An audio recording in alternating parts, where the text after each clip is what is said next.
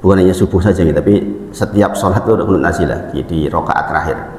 Maka hal-hal seperti itu nanti juga kita insya Allah pelajari bertahap. Kemudian kita melanjutkan tentang hadis arba'in. Kita sampai di nomor 18 kalau nggak keliru kemarin. Kemudian kita belajar tentang, karena kemarin saya sempat ngobrol dengan Pak Nandang ketika saya ngisi di sekolah tentang rukun iman, maka nanti insya Allah kita akan bahas juga tentang syarah rinci rukun iman, insya Allah Pak Nandang. Jadi yang beliau sampaikan kemarin saya tampung, mudah-mudahan bermanfaat. Dan yang sisa satunya untuk yang tematik seperti yang kita bahas minggu lalu, tentang bahwa bulan Syawal ini bulan yang secara asal memang harusnya bulan peningkatan, tapi prakteknya memang penurunan.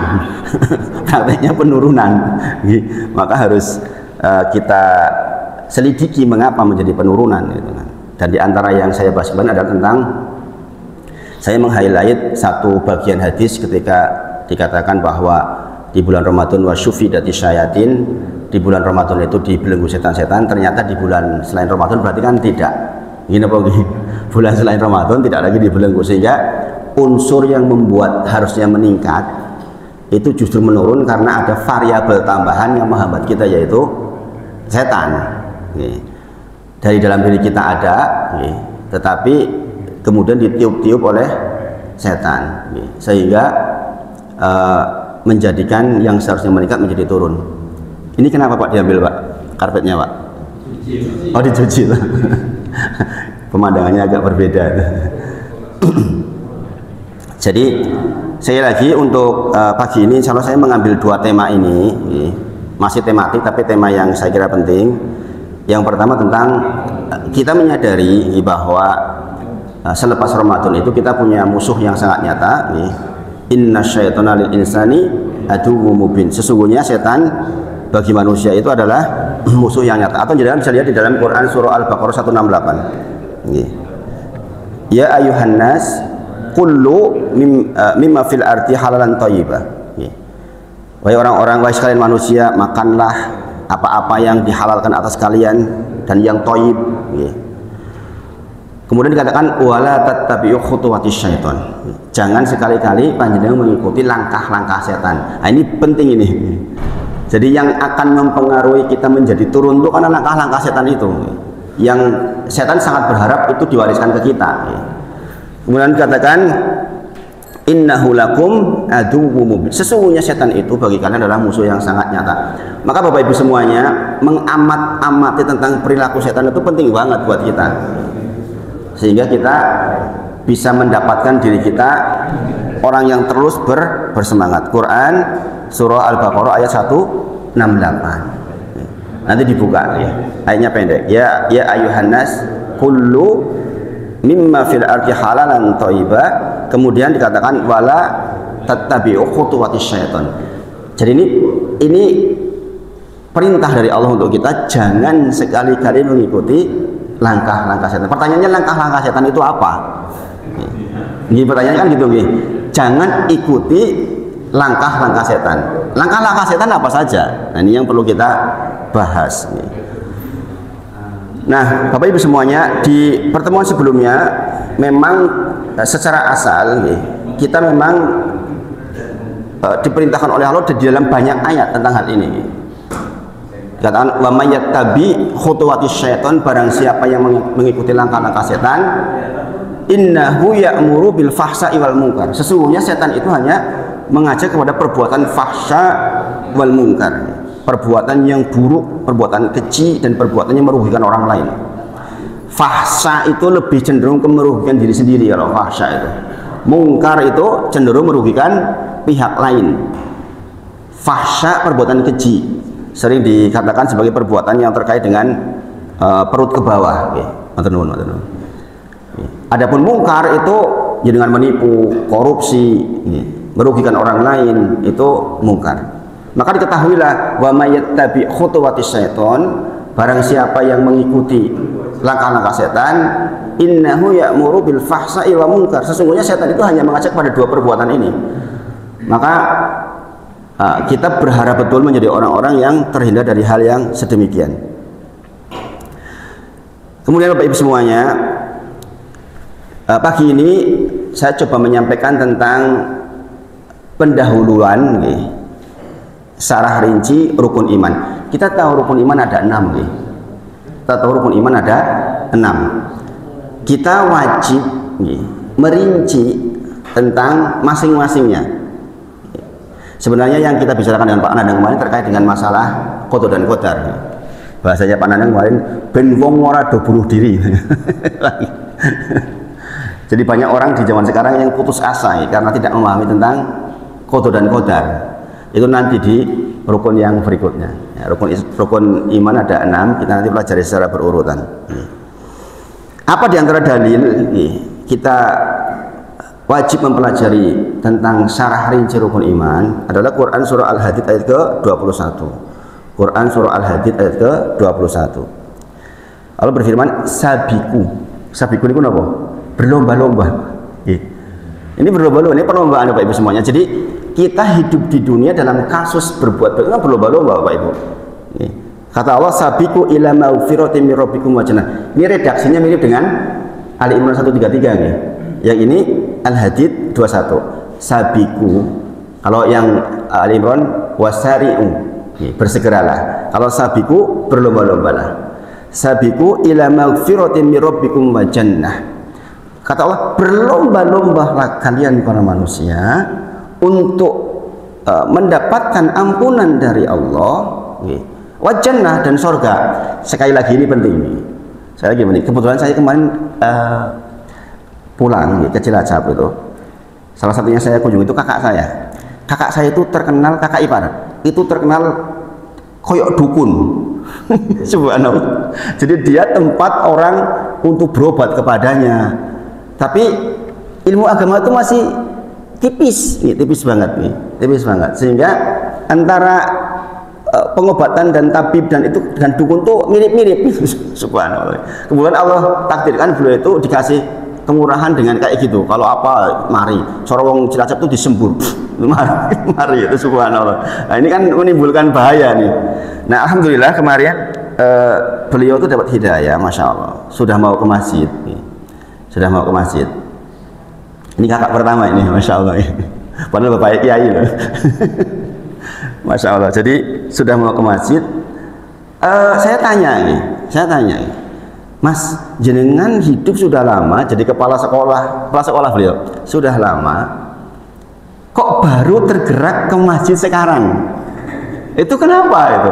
Lantas apa yang membuat jenengan itu kok jadi ke masjid? Ada satu hal yang saya kira nggak kepikir sama saya itu. Sesederhana itu alasannya. Kata dia begini, saya itu merasa katanya sudah diberi nikmat oleh Allah banyak banget. Saya jadi kepala sekolah, anak saya semuanya kuliah selesai S2, matematika KB, guru matematika semua, masya Allah. Kemudian saya diberi rezeki, diberi rumah, diberi kendaraan, diberi kebun. Suwi-suwi aku kok mikir yo dek, kok aku ora bersyukur yo diundang Gusti Allah kon makatnya mesti ora mangkat yo. Oh jojo kok suwi-suwi aku dicabut iki, nikmati begitu Pak. Sesederhana itu, nikulah sebenarnya umum disampaikan oleh Ustadz Pak. Tapi orang klik dapat hidayah itu kadang-kadang begitu. Dan sekarang masya Allah ya, tepat waktu sholatnya. Tetap isi dukun tetap. Tapi sekarang sudah dengan ilmu agama insya Allah. Jadi lebih banyak mempelajari ilmu agama, alhamdulillah.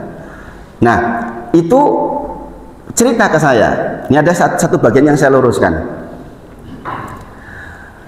Syekh saya katanya, syekh saya, dia ketemu syekh ceritanya itu. Mungkin lagi umrah ketemu syekh itu. Bilang gitu bahwa saya itu harus ikhlas gitu.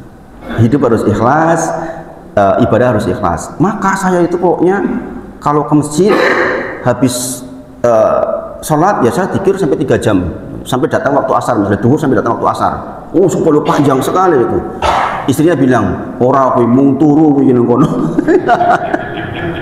Mung turu gitu. Nek dibuka ya tangi gitu. Kemudian beliau cerita ngaten iki.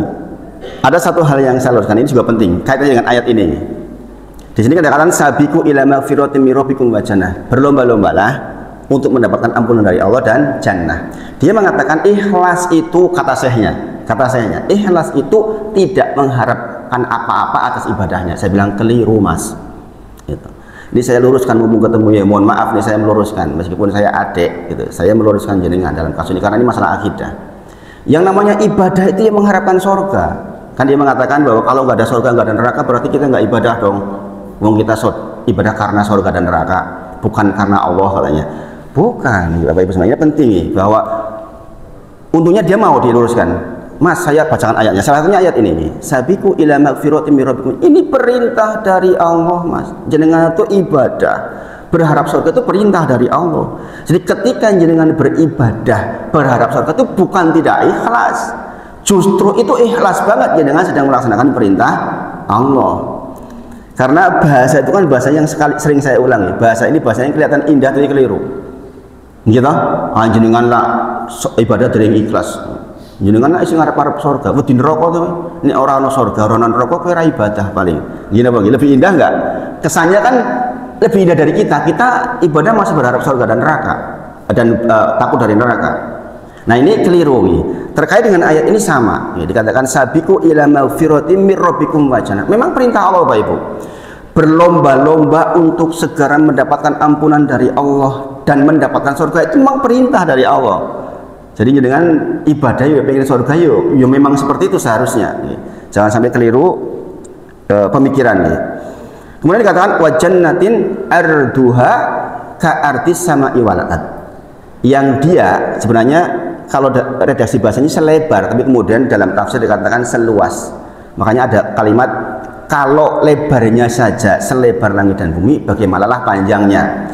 Tapi kemudian di tafsir dikatakan seluas. Ini mungkin mempermudah pemahaman. Intinya luas banget, luas banget.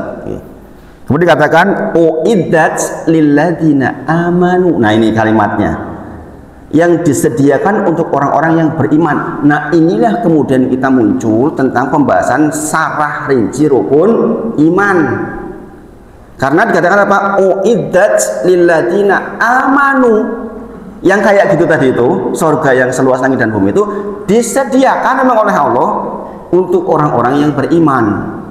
Maka itulah kita mempelajari tentang rukun iman yang 6 beserta dengan syarahnya. Yang salah satunya yang kemarin dibahas oleh Pak Nandang yaitu tentang qada dan qadar. Jadi memahami qada dan qadar itu memang penting. Kita sudah bahas sedikit-sedikit sebenarnya di dalam Quran surah Al-Hadid 22 misalnya lanjutannya tentang bahwa seluruh yang terjadi di bumi ini sudah tercatat di Lauh Mahfuz dan bagi Allah itu mudah. Hal ini untuk apa? Kita sudah bahas di ayat berikutnya dikatakan supaya jikalau ada yang terluput dari kita nggak terlalu sedih Bapak Ibu. Pengen dua rumah orang dua rumah tekan mati ya wis. Paham Bapak Ibu? Pengen pinter menjebul apa patio pinter ya wis. Nah, sering saya sampaikan Bapak Ibu semuanya. Sesungguhnya semuanya itu baik jikalau kita memahami ilmunya. Demi Allah Bapak Ibu, banyaklah orang yang datang ke saya tentang punya anak yang pinter orang patio pinter. Tapi sing ora patio pinter iki rajin salat, wayahe salat mangkat. Adan mangkat, sing pinter malah orang. Rumangsa pinter wong ini, malahan engkolah. Lantas pertanyaannya sekarang, kalau dilihat dari sisi investasi akhirat, bermanfaat mana itu? Bermanfaat sing ora patio pinter nih salatnya tepat waktu habis berdoa Rabbighfirli Allahummaghfirli wali walidayya warhamhuma kama rabbayani shaghira itu lebih bermanfaat tuh. Kadang-kadang kita memandangkan anakku sing kayak pinter sing iki ora pinter, oh menghormati atau lebih dihargai yang pinter. Belum tentu Bapak Ibu. Belum tentu. Makanya ini penting kita pahami ya, Bapak. Takdir, qada dan qadar itu akan baik jika cara pandang kita betul. Likaila kata Allah supaya andai ada yang terluput, ada yang nggak tercapai, itu ya sudah ditakdir, memang takdirnya begitu ya sudah, mau bagaimana lagi? Kita nggak perlu terlalu sedih. Demikian juga kalau ternyata kita ditakdir berlebih, wong sugih banget, pinter banget misalnya, ya orang patio bangga loh, ya cuma menjalani takdir aja. Nah itu kan jelas gitu. Itu sebenarnya bisa menjadi panduan sehingga kalimat bunuh diri misalnya Mas, itu nggak akan terjadi jika lepas dua ayat ini aja lah. Itu insya Allah sudah menjadi solusi buat kita bahwa semuanya takdir dari Allah Subhanahu wa taala. Sekarang, terus Ustaz, bagaimana takdir orang yang takdir bunuh diri? Nah, ini pembahasan tersendiri. Kok orang bunuh diri subhanallah? Itu ada pembahasan tersendiri. Nanti kita bahas di dalam bab tentang qada dan qadar itu. Nah, sekali lagi, uiddat lil ladzina amanu. ini disediakan untuk orang-orang yang beriman. Kemudian beriman kepada siapa? Billahi wa rasulih, ya kan? Yang dia beriman kepada Allah dan Rasulnya. Nanti bentuk iman kepada Allah dan Rasulnya adalah seperti dalam Quran Al-Hujurat itu disebutkan tentang bahwa dia wajahadu bi amwalihim wa anfusihim fisabilillah. Dia itu berjihad dengan harta, dengan jiwanya fisabilillah di jalan Allah Subhanahu wa taala. Itu bentuk dari keimanan kita kepada Allah dan Rasulnya. Kata dzalika fadlullah yu'tihi may yasha. Ini menarik Bapak Ibu semuanya. Nanti jangan perhatikan nggih, Quran surah Al-Hadid 21. Kata Allah, dzalika fadlullah yu'tihi may yasha. Ini adalah karunia dari Allah yang dianugerahkan kepada orang-orang yang dikehendakinya. Paham Bapak Ibu? Ini takdir ini. Nah, kaitannya dengan ayat ini kalau dengan lihat tafsir Al-Wajiz, salah satu tafsir yang cukup populer di Indonesia kan tafsir itu, tafsir Tahlili, Tahlil Al-Wajiz. Itu disebutkan tentang maksud dzalika fadlullahi yu'tihi may yasha. Memang Allah tuh berkehendak, terserah Allah. Kita tuh nggak bertanya tentang apa yang Allah lakukan. Yang ditanya itu kita. Kue ngopo? Itu ditanya. Kita nggak mengatakan kenapa Allah begitu. Bukan begitu Bapak Ibu. Coba saya lambat-lambat nih, mudah-mudahan jangan paham ini. Ini penting ini. Dzalika fadlullahi yu'tihi may yasha. Dulu ketika saya belajar ini lama ini. Jadi memang Allah tuh memilih Nabi Muhammad SAW menjadi Rasul, memilih Nabi Adam jadi Nabi, memilih Pak Padi jadi pegawai KUA. Ya terserah Allah, terserah Allah, terserah Allah. Kita nggak bisa berbuat apa-apa dalam kasus itu. Nah, ketika menjalani takdir dengan ilmu itu yang bisa kita lakukan.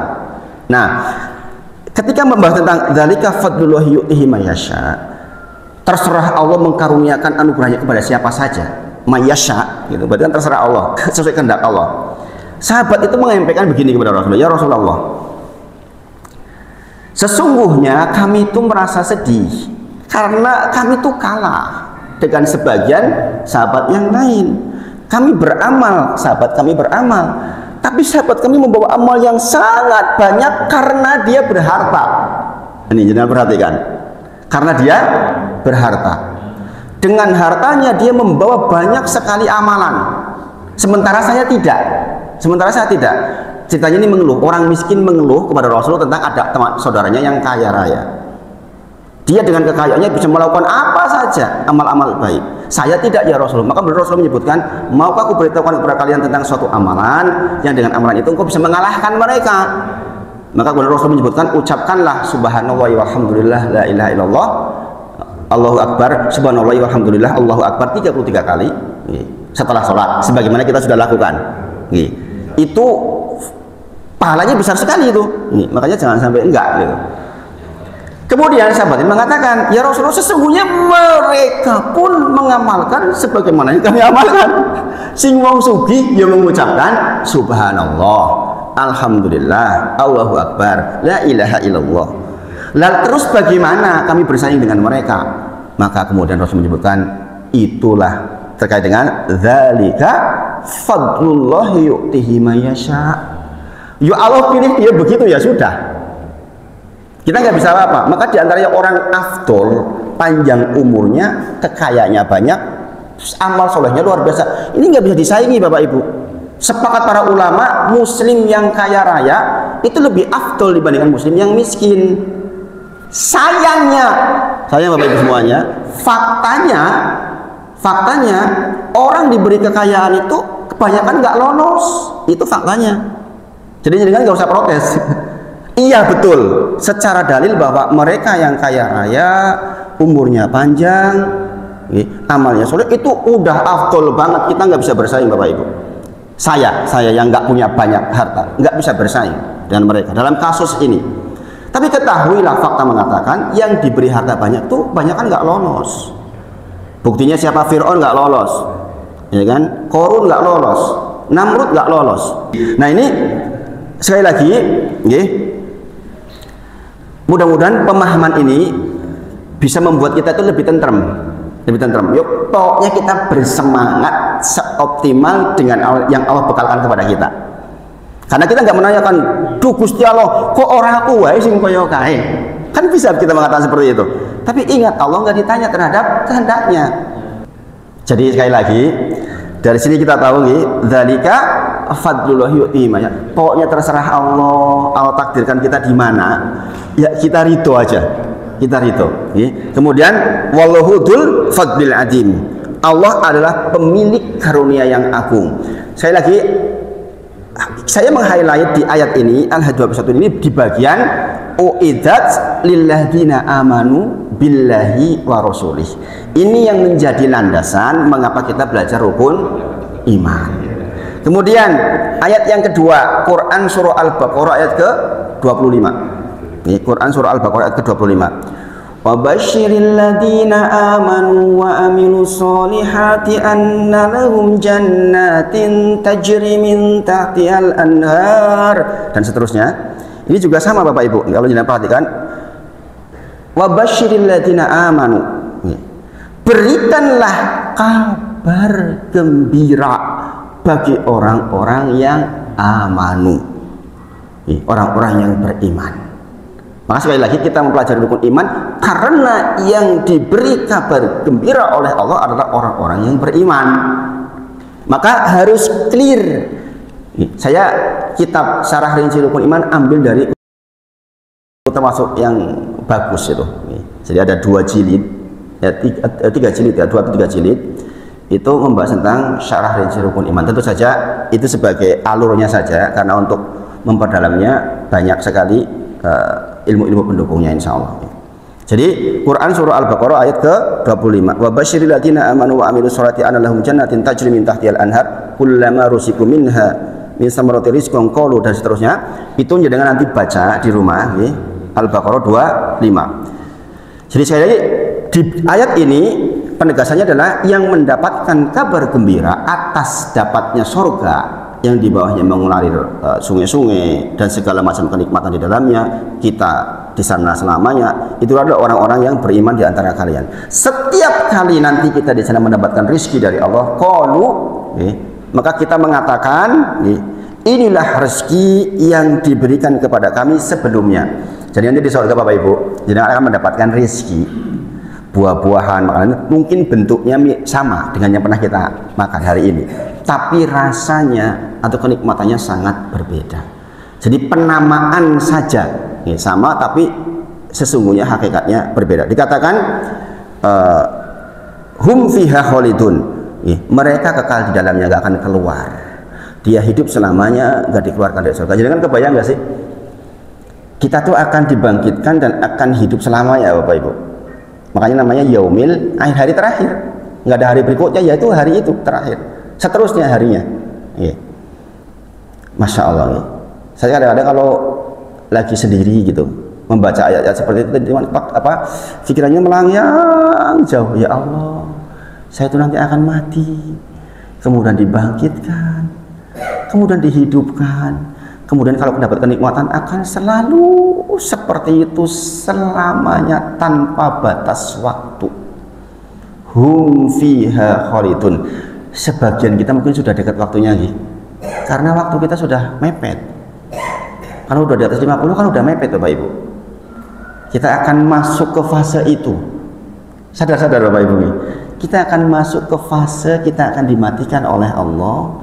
Maka sisa waktu di dunia ayo beramal. Kata-kata sabiku di sini maksudnya itu apa? Kalau jangan baca tafsirnya, maksudnya beramal soleh yang banyak.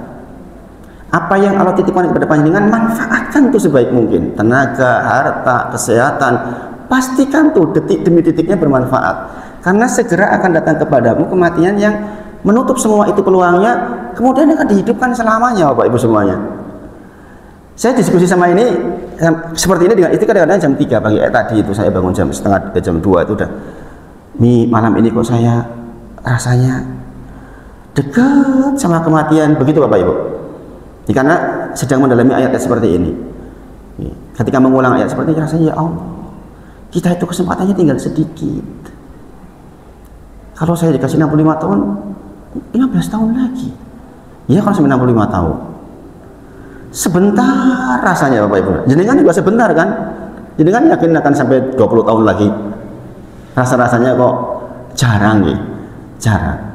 Kalau yang udah 60, 70 sekarang ya kita 90 ya jarang, gitu. Maka ayat-ayat seperti ini akan menebutkan kita sehingga kata-kata sapi itu berlomba-lomba itu beneran, Bapak Ibu. Kita benar-benar berlomba-lomba untuk mendapatkan ampunan dari Allah. Kemudian Quran surah Al-Buruj ayat ke-11. Ini diantara dalil mengapa kita mempelajari tentang secara rinci rukun iman.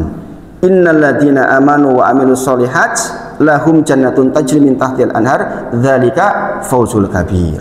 Sesungguhnya orang-orang yang beriman dan mengerjakan kebajikan, ini dikombinasi dengan amal soleh, mereka akan mendapatkan surga yang mengalir di bawahnya sungai-sungai. Itulah kemenangan yang besar. Dzalika fawzul kabir, itulah kemenangan yang besar. Nah, dari 3 ayat ini maka para ulama menyebut wajiblah buat seorang mukmin, kalau muslim kan mengucapkan asyhadu alla ilaha illallah. Nah, mukmin meningkat lagi, ya kan? Derajat kedua dalam agama kita adalah mukmin. Muslim, mukmin dan muhsin, orang yang ihsan. Nah, di bagian iman ini adalah bagian kedua. Maka nanti ada namanya pohon iman, pohon untuk rukun iman. Nanti kita akan pelajari di beberapa waktu depan. Apa yang kita pelajari di sini adalah hadis arba'in nomor 2. Hadis arba'in nomor 2 tentang apa? Bainama nahnu julusun inda Rasulullah sallallahu alaihi wasallam data yaumin ittala alaina rajulun sadidu bayadi siyab sadidu sawatu sa'ar, dan seterusnya yang pernah kita bacakan, bahwa inilah hadis Jibril yang membahas tentang rukun Islam, rukun iman, dan rukun ihsan, dan tentang sedikit informasi tentang yaumil akhir. Nah, dari hadis ini nanti diturunkan tentang rukun iman, atau nanti didukung oleh dalil-dalil pendukung yang lain, di antaranya Al-Baqarah 177.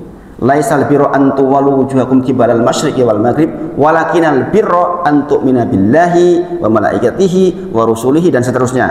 Itu juga menjadi dalil pendukung tentang rukun iman. Nah, ini pendahuluan tentang rukun iman. Insya Allah mudah-mudahan nanti kita bisa bahas bertahap. Jadi nanti dalam 1 bulan kita punya 4 materi pembahasan. Mudah-mudahan menjadi lebih komprehensif, karena sebenarnya kemarin Pak Nanda menyampaikan ke saya mau ada Ustadz baru yang mungkin bisa menerangkan itu, Pak, lebih dalam. Cuma karena mungkin sambil menunggu waktu beliau bisa, saya sampaikan dulu, mudah-mudahan bisa menjadi pendahuluan insya Allah. Kemudian Bapak Ibu semuanya, sisa waktu kita mempelajari tentang sisa yang kemarin kita baca, yaitu tentang langkah-langkah setan atau perangnya setan itu apa saja. Karena ini penting kita pelajari.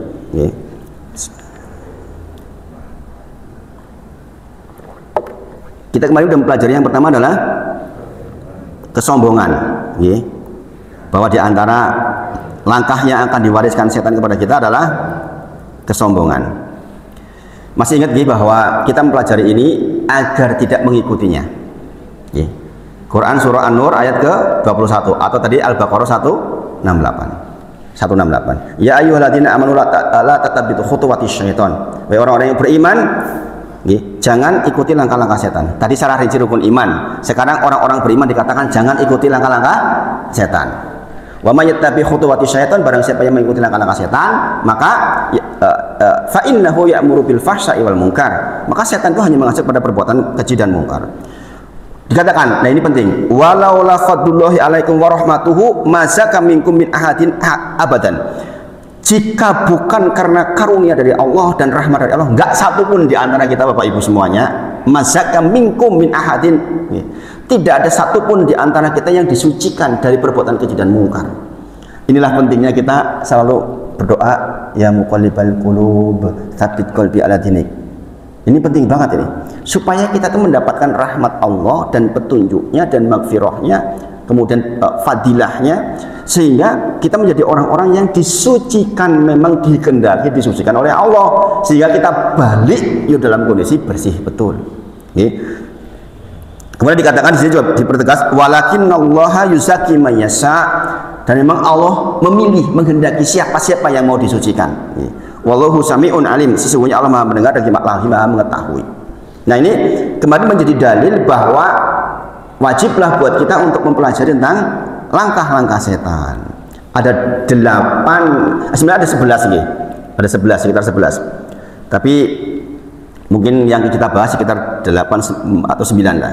Di antaranya adalah sombong pertama. Yang kedua adalah hasad. Yang ketiga adalah setan menghiasi maksiat dengan keindahan. Yang keempat, setan sangat suka manusia membuka auratnya. Kemudian yang kelima, setan tuh sangat suka kalau manusia merubah ciptaan Allah. Alis wis bener-bener dikerok. Oh, dikenek-kenek koyo Werkudara. Subhanallah. Itu setan suka banget itu. Suka banget. Gigi wis api-api, wis digingsul-gingsul kayak. Subhanallah. Ini hidung sampai koyo ngono botok dioperasi plastik. Wah, kaya garing. Subhanallah. Nah, ini setan suka banget, subhanallah. Ini sifat yang kelima. Nanti dalil-dalil pendukungnya banyak. Kemudian yang keenam, setan itu suka membalik hukum. Yang halal jadi haram, yang haram jadi halal. Mengerikan, Kemudian yang ketujuh, nah ini penting, setan menakuti orang dengan kemiskinan. Nanti dalilnya pendukungnya banyak sekali. Dengan mau ibadah yang terkait dengan sedekah, ditakut-takuti engkau kuwi anakmu ya butuh, ini ya butuh, sedulur gitu. Selalu seperti itu, sehingga akhirnya tidak dilakukan. Itu nomor 7. Nomor 8, setan itu sangat suka mengadu domba. Wah, ini juga luar biasa, ini penting sekali. Penting sekali. Wah, itu seperti itu. Nah, kemarin kita sudah bahas, yang pertama adalah kesombongan. Dalilnya adalah Quran surah Al-Baqarah ayat ke 34 diantaranya nih. Wa id qulna lil malaikati isjudu li adama fasajadu illa iblisa aba wastakbaru wa kana minal kafirin. Ingatlah ketika diperintahkan kepada iblis untuk sujud kepada Adam, semuanya sujud kecuali iblis. Aba wastakbaru wa kana minal kafirin. Karena dia enggan, karena dia enggak mau. Kemudian dia sombong. Sombong. Kemudian Quran surah Shad ayat 75 dan ayat berikutnya dikatakan qala ya iblis, dikatakan kepada iblis, ma manaka antas juda lima khalaqtu biyadai, apa yang menghalangimu untuk sujud kepada makhluk yang aku ciptakan dengan kedua tanganku, kata Allah. Astakbarta am kunta minal alin. Oh, ini pernyataan jelas banget nih. Apakah engkau sombong, merasa tinggi, dan engkau memang merasa betul-betul tinggi minal alin? Subhanallah. Dia mengatakan apa? Khalaqtani min nar wa khalaqtahu min tin. Iya, saya diciptakan dari api kok, dia diciptakan dari tanah kok. Nah, itu kesombongan. Kemudian Al-Hujurat 13. Ya ayuhan nas, inna khalaqnakum dzakarin wal unsa. Sesungguhnya aku ciptakan kalian dari laki-laki dan perempuan, Adam dan Hawa maksudnya. Kemudian wa ja'alnakum su'uba wa qabaila. Kemudian aku jadikan kalian berbangsa-bangsa dan bersuku-suku lita'arofu, supaya kalian saling mengenal. Oh, aku dhuwur banget, gede, ganteng, aku cici opo koyo ngene. Bukan seperti itu. Dijadikan berbangsa-bangsa dengan bersuku-suku, bermacam-macam bentuknya, ada yang hitam, ada yang putih, ada yang tinggi, ada yang pendek, ada yang kaya, ada yang miskin, ada yang pintar, ada yang lita'arofu. Bapak Ibu semuanya, supaya saling mengenal. Mengenal di sini dimensinya banyak. Intinya saling menolong. Apa yang lebih di sini, kurang di sini, tembel. Orang itu nggak ada punya kelebihan sempurna, Bapak Ibu semuanya. Masing-masing butuh tim. Ini yang kita bahas semalam dengan Pak Sumarlan di masjid itu. Kita nggak bisa, Ustadz nih. Saya kaya, alhamdulillah gitu. Tapi saya nggak bisa berdiri sendiri. Saya butuh jenengan, butuh ini, butuh tim, supaya dakwah maju bareng. Masya Allah. Jadi nggak ada kesombongan. Sekali lagi, lita'arofu. Kemudian Allah garis tebal ini ayat ini. Allah garis tebal di Al-Hujurat 13. Allah garis tebal, inna akramakum indallahi atqakum. Sesungguhnya yang paling mulia di sisinya Allah di antara kalian adalah yang paling bertakwa. Jadi bukan persoalan apa yang nempel di diri kita, bukan masalah gantengnya kita, kayanya kita, miskinnya kita, pinternya kita, bodohnya kita, bukan Bapak Ibu semuanya. Tapi di antara kalian yang paling bertakwa kepada aku, itulah yang punya kedudukan di sisi Allah paling tinggi. Makanya kita puasa dalam rangka untuk bertakwa kepada Allah. Dan innallaha alimun khabir, sesungguhnya Allah maha mengetahui, maha teliti.